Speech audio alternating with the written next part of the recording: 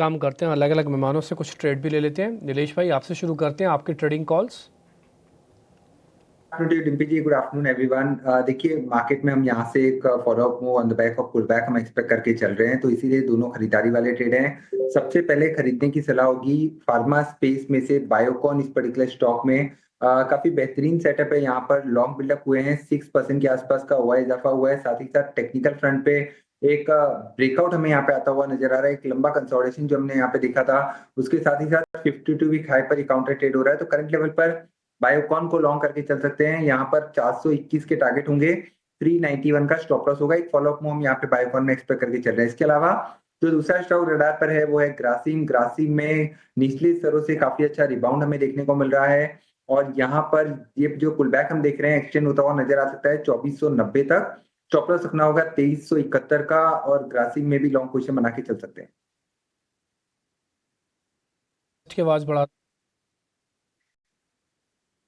धोनी पटेल से भी उनके ट्रेड जरा समझ लेते हैं। नीलेश भाई ने अपने ट्रेड बता दिए और मेरे को अच्छा लगा ग्रासिम इंडस्ट्रीज़ को काफ़ी दिनों बाद देख के, जो नीलेश ने आपको ट्रेड दिया है। और मेरे को भी ऐसा लगता है कि कोर इकोनॉमी के अंदर के जो शेयर्स हैं वो वापस बढ़ते हुए दिखेंगे। आज सुबह भी एक एक्सपर्ट्स कोल इंडिया के बारे में जिक्र कर रहे थे, फिर उन्होंने हिंडाल को बताया, अब ग्रासिम आ रहा है।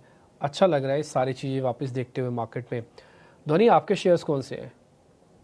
गुड आफ्टरनून डिम्पी जी, और बाकी सबको भी मेरी तरफ से वेरी गुड आफ्टरनून। यहाँ पे मेरी तरफ से दो काउंटर्स रहेंगे। पहला जो यहाँ पर है वो सेल का ट्रेड है, दूसरा बाय का ट्रेड है।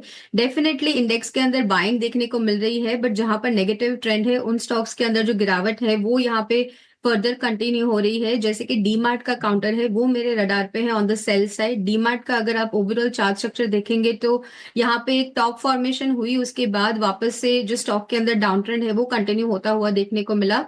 करंट लेवल से आप इसको सेल करें। नीचे की तरफ जो टारगेट है वो 3470 का, और स्टॉप लॉस जो लगा के रखना है 3650 का लगा के रखना है।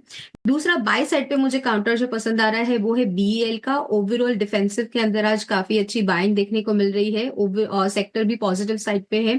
करंट लेवल से आप इसको बाय करें। ऊपर की तरफ 297 तक के अपमूव इसके अंदर कंटिन्यू होता हुआ देखने को मिल सकता है। स्टॉप लॉस 283 का लगाना है।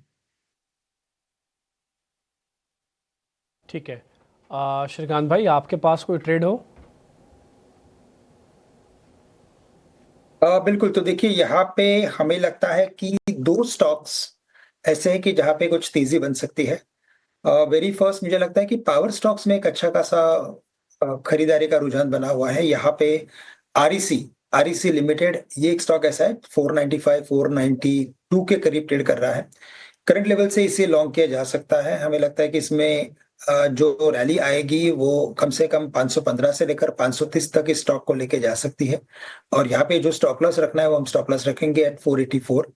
साथ ही साथ मुझे लगता है कि इसके अलावा अगर किसी स्टॉक में ध्यान देना है तो वो है ओएनजीसी। और ओएनजीसी में अगर आप देखें तो वैसे कई सारे फंडामेंटल फैक्टर्स भी इस पर्टिकुलर स्टॉक के लिए पॉजिटिव बनते जा रहे हैं। बट साथ ही साथ टेक्निकल फॉर्मेशन को देखें तो इसमें हायर टॉप हायर बॉटम की सीरीज एस्टैब्लिश हुई है, और एवरी स्विंग हाई के ऊपर बड़े वॉल्यूम मार्केट में पर्टिकुलर स्टॉक के लिए आ रहे हैं। करंट लेवल से ओएनजीसी को भी लॉन्ग करें 270 के करीब, 264 का स्टॉप लॉस रखें, और जो टारगेट्स नजर आ रहे हैं वो 283 के टारगेट्स नजर आ रहे हैं। 83 तक के लक्ष्य ओएनजीसी में यहाँ से नजर आ सकते हैं। 1.25% की तेजी भी है, और इसके अलावा भी स्टॉक स्पेसिफिक रिकमेंडेशंस लगभग हमारे सारे के सारे एक्सपर्ट्स की जो हैं वो खरीदारी की तरफ ही इशारा कर रही है। क्लियरली मार्केट के सेंटिमेंट्स जो हैं बेहतर होते हुए नजर आ रहे हैं, और इन बेहतर सेंटिमेंट्स में आपको किस तरह से सबसे बढ़िया रणनीति अपनानी है, इसी पर हमारा और हमारे एक्सपर्ट्स का फोकस है। आइए स्टॉक स्पेसिफिक एक्शन और खबरों के दम पर रिजल्ट्स के चलते कौन से एक्शन वाले स्टॉक्स है इस पर भी एक नजर डालते हैं। सेंट्रल बैंक ऑफ इंडिया, अभी थोड़ी देर पहले कंपनी के नतीजे आए on the face of it strong set of numbers. Good afternoon ध्वनि। स्टॉक में एक रिएक्शन भी है, 3.25% की तेजी। नेट इंटरेस्ट इनकम का आंकड़ा हो चाहे फिर मुनाफे के फ्रंट पर डेटा पॉजिटिव नजर आ रहे थे जब नतीजे फ्लैश हो रहे थे। 3.25% की तेजी पर टेक्निकली स्टॉक कैसा लग रहा है? आफ्टरनून मानसी, डेफिनेटली यहाँ पर इसका जो डेली चार्ट स्ट्रक्चर है वहां पर आपको देखने को मिल रहा है एक नेगेटिव यहाँ पे मोमेंटम था वो कंटिन्यू होता हुआ देखने को मिला। इसके अंदर जो खरीदारी के भाव है तो जैसे ही 56 रुपए, साढ़े 56 रुपए के ऊपर यहाँ पे भाव ऊपर की तरफ चलता है तो वहां पर खरीदारी करने की सलाह रहेगी। डेफिनेटली नतीजों के चलते हुए इसके अंदर एक जो बाइंग इंटरेस्ट देखने को मिला है वो यहाँ पे कंटिन्यू होता हुआ देखने को मिल सकता है। बट कंफर्टेबल लेवल इसका बनता है 56.5 रुपए के ऊपर यहाँ पे बाय करना। उसके बाद आप जो है वो 61 से 61.5 रुपए का इसके अंदर भाव एक्सपेक्ट कर सकते हैं। स्टॉप लॉस उन लेवल्स पे जो नीचे की तरफ मेंटेन करके रखना रहेगा। तो यहाँ पर नीचे की तरफ में 53 रुपए का स्टॉप लॉस बनता है। सेंट्रल बैंक रिजल्ट का एक इम्पैक्ट है और इस पर एक टेक्निकल नजरिया हमारी एक्सपर्ट की तरफ से आपके लिए। लेकिन बजट डिक्लेयर होने में अब बस कुछ ही दिन बचे हैं। आज 20 जनवरी है और 1 फरवरी को बजट डिक्लेयर होता हुआ दिखेगा। उससे ठीक पहले बजट से जुड़ी अहम जानकारी, अहम खबरें और एक्सक्लूसिव्स लगातार हम आप तक पहुंचा रहे हैं ताकि आपको आइडिया रहे कि बजट से पहले कौन से सेक्टर्स पर फोकस होना चाहिए और कौन सी चीज़ें हैं जिस पर विस्तार से कुछ अनाउंसमेंट्स निकल कर आ सकती हैं। ऐसी एक एक्सक्लूसिव जानने का वक्त है। सरकार बजट में हाउसिंग सेक्टर के लिए बड़े ऐलान कर सकती है।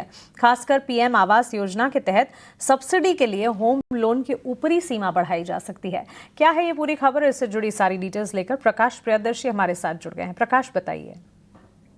देखिए, आगामी बजट में हाउसिंग सेक्टर के लिए कुछ अहम ऐलान किए जा सकते हैं। सूत्र हमें बता रहे हैं कि सरकार न्यू हाउसिंग स्कीम के तहत जो क्राइटेरिया है उसको ज़्यादा विस्तार रूप दे सकती है ताकि ज़्यादा से ज़्यादा जो कंज्यूमर्स हैं, जो कस्टमर्स हैं, उनको इसका बेनिफिट हो। सूत्र हमें बता रहे हैं कि न्यू हाउसिंग स्कीम के तहत इंटरेस्ट सब्सिडी का बेनिफिट लेने की जो क्राइटेरिया है उसमें और ज़्यादा रिलैक्सेशन सरकार दे सकती है। खासकर होम लोन की जो क्राइटेरिया है जो कि 25 लाख है, जिसका अपर लिमिट है, उसको बढ़ाया जा सकता है ताकि ज़्यादा से ज़्यादा जो कस्टमर्स है अफोर्डेबल सेगमेंट में उनको इसका फ़ायदा हो। जैसा कि आपको पता है कि सरकार ने न्यू हाउसिंग स्कीम का ऐलान किया था पिछले बजट में। खासकर जो अर्बन पुअर हैं उनको ध्यान में रखते हुए, मिडिल क्लास को ध्यान में रखते हुए अब इसको और ज़्यादा विस्तार रूप दिया जा सकता है ताकि अफोर्डेबल सेगमेंट में ज़्यादा से ज़्यादा जो कस्टमर्स हैं वो नए घर खरीद पाएँ। इसके अलावा सूत्र बता रहे हैं कि पीएम आवास योजना रूरल और पीएम आवास योजना अर्बन के तहत जो ओवरऑल एलोकेशन है बजट का, उसमें भी बढ़ोतरी की जा सकती है। करीब 20% तक की बढ़ोतरी की जा सकती है। जाहिर तौर पे अफोर्डेबल सेगमेंट में काफ़ी फ़ायदा होगा इंडस्ट्री के पॉइंट ऑफ व्यू से देखें, क्योंकि राज्यों की तरफ से पीएम आवास योजना रूरल और अर्बन के लिए काफ़ी डिमांड्स देखने को मिल रहे हैं। इसके अलावा हाउसिंग मिनिस्ट्री ने कंप्लायंस रिलेटेड जो नॉर्म्स हैं उसमें रिलैक्सेशन की मांग की है। उससे संबंधित भी अनाउंसमेंट हम देख सकते हैं। और जो इंडस्ट्री ने सरकार से अपील की है, खासकर इस बात को ध्यान में रखते हुए कि जो अफोर्डेबल हाउसिंग की सेल्स है ओवरऑल हाउसिंग सेल्स में देखें तो वो घटकर 18% तक आ गई है। ये चिंता का विषय है। इसको ध्यान में रखते हुए कुछ अहम अनाउंसमेंट की संभावना है।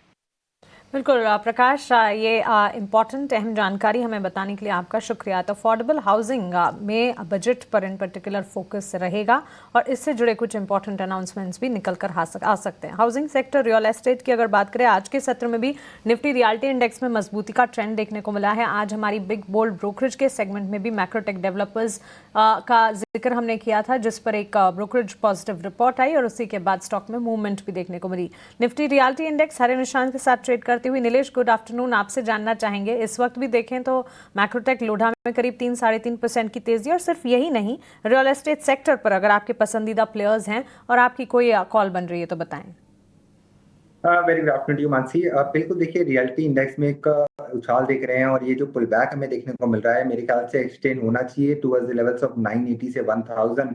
तो इस पुल बैक में कुछ चुनिंदा स्टॉक जो हमारे डार पर है, सबसे पहले डीएलएफ, ये हमें पसंद आ रहा है। यहाँ पे ऊपरी स्तर पर 785 से 800 तक का पुल बैक हमें देखने को मिल सकता है और यहाँ पर स्टॉप लॉस लगाना होगा 745 का। तो 745 के स्टॉप लॉस से अगर थोड़ी सी डिप मिले या फिर करंट लेवल पर भी लॉन्ग पोजीशन बना के चल सकते हैं।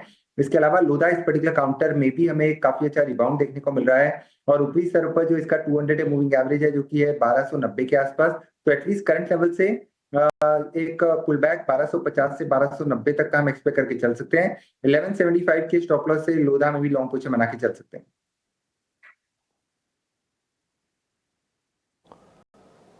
ठीक है, लोढ़ा में भी और तेजी यहां से होने की उम्मीद है। 3.5% ऑलरेडी ऊपर ये शेयर कारोबार कर रहा है।